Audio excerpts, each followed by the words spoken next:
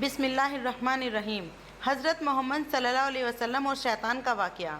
دوستو، آج ہم آپ کو اللہ کے پیارے نبی حضرت محمد صلی اللہ علیہ وسلم اور شیطان کی ملاقات کا واقعہ بتانے والے ہیں، جس سے آپ کو معلوم ہو جائے گا کہ شیطان ہمیں کس طرح سے برے برے کام کرنے کی طرف لے جاتا ہے۔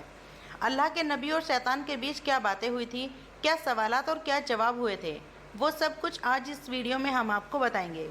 جب اللہ تعالیٰ نے حضرت آدم علیہ السلام کو بنایا، فرشتے اور شیطان کو اللہ تعالیٰ نے حضرت آدم علیہ السلام کو سجدہ کرنے کا حکم دیا تو سب نے سجدہ کیا، لیکن شیطان نے سجدہ کرنے سے انکار کر دیا۔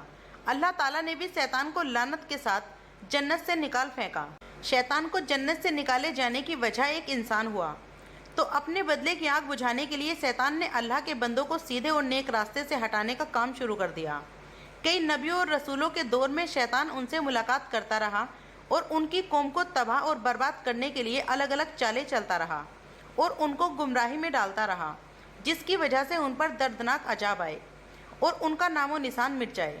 ایک مرتبہ جب حضرت موسیٰ علیہ السلام سے شیطان کی ملاقات ہوئی تو شیطان نے حضرت موسیٰ علیہ السلام سے کہا کہ اے موسیٰ، اللہ تعالیٰ نے آپ کو اپنے ریاست کے لیے اپنا نبی بنا کر آپ کو دنیا میں بھیجا ہے اور آپ اللہ تعالیٰ سے باتیں بھی کیا کرتے ہیں۔ میں بھی خدا کی مخلوق میں شامل ہوں اور مجھ سے ایک گناہ ہو گیا ہے اور اب میں اس گناہ سے توبہ کرنا چاہتا ہوں۔ آپ اللہ تعالیٰ کی بارگاہ میں میری سفارش کریں کہ اللہ میری توبہ قبول کرے۔ حضرت موسیٰ علیہ السلام نے اللہ تعالیٰ سے شیطان کے لیے دعا کی۔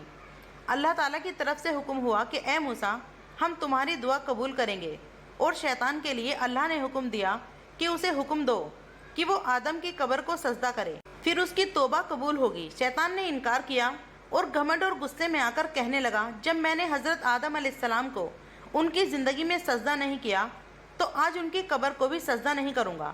پھر شیطان نے کہا، اے موسیٰ، آپ نے اللہ تعالیٰ کی بارگاہ میری سفارش کی ہے، اس کے لیے تمہارا مجھ پر حق بنتا ہے۔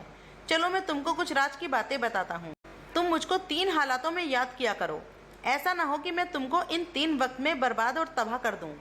ایک تو غصے کے وقت مجھے یاد کیا کرو، کیونکہ میرا فتنہ تمہارے دل میں ہے اور میں تمہاری رگوں میں تمہارے پشت میں خون کی طرح دوڑتا ہوں۔ دوسرا، نیک کام کے وقت مجھے یاد کیا کرو، کیونکہ میں انسان کے پاس اس وقت جاتا ہوں جب وہ کوئی نیک عمل کر رہا ہوتا ہے اور کام کرنے سے روکتا ہوں۔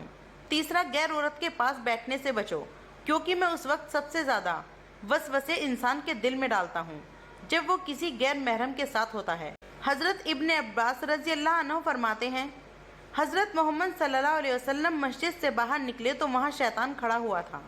آپ صلی اللہ علیہ وسلم نے شیطان سے پوچھا، کس چیز نے تمہیں مسجد کے قریب لایا ہے؟ شیطان نے کہا، اے اللہ کے نبی، مجھے اللہ تعالیٰ نے آپ کی خدمت میں حاضر ہونے کا حکم دیا ہے۔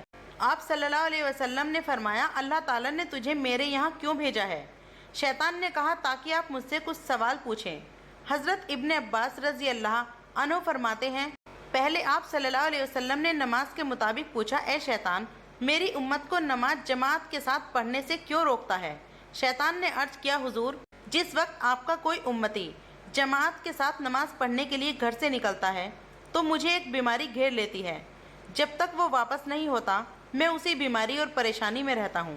پھر آپ صلی اللہ علیہ وسلم نے پوچھا، تو ان کو علم حاصل کرنے اور دعا مانگنے سے کیوں روکتا ہے؟ شیطان نے عرض کیا، جب کوئی شخص اپنے رب سے فریاد کرتا ہے تو میں اس وقت اندھا اور بہرا ہو جاتا ہوں، مجھے اس وقت صفا سکون ملتا ہے جب وہ دعا مانگ کر کسی دوسرے کام میں لگ جاتا ہے۔ آپ صلی اللہ علیہ وسلم نے شیطان سے پوچھا، میری امت کو قرآن پڑھنے سے کیوں روکتا ہے؟ شیطان نے عرض کیا، جب وہ قرآن پاک پڑھتے ہیں تو میں آگ میں جلتا رہتا ہوں۔ پھر آپ اللہ کے پیارے نبی حضرت محمد صلی اللہ علیہ وسلم نے فرمایا، تم ان کو نیک کام کرنے سے کیوں روکتے ہو؟ شیطان کہنے لگا، جب کوئی شخص نیک کام کرتا ہے تو میرے سر پر کلہاڑی جیسی کوئی تیز دھار والی ہتھیار چلتے ہیں جو مجھے ایسے کاٹتے ہیں جیسے لکڑیوں کو کاٹا جاتا ہے۔ شیطان انسان کا بہت بڑا دشمن ہے، ہماری کوئی نیکی اور کوئی خوشی شیطان کو بالکل برداشت نہیں ہوتی۔ شیطان تو چاہتا ہے جیسے اسے حضرت آدم علیہ السلام کی وجہ سے جنت سے نکالا گیا ہے، اسی طرح حضرت آدم علیہ السلام کی اولادوں کو بھی جنت میں جانے کا موقع نہ ملے اور یہ جہنم میں ڈال دیے جائیں۔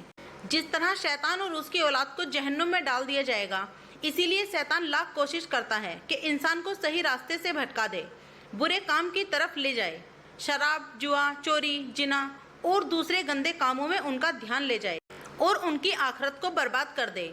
اللہ تعالیٰ سے دعا ہے کہ وہ ہمیں شیطان کے مکر و فریب اور اس کے برے چالوں سے بچائے رکھے، آمین۔ دوستو آج کی چھوٹی سی ویڈیو آپ کو کیسی لگی؟ ویڈیو پسند آئے تو ویڈیو کو لائک، شیئر، کمنٹ، چینل کو سبسکرائب کرنا۔ ویڈیو پورا دیکھنے کے لیے بہت بہت شکریہ۔ السلام علیکم۔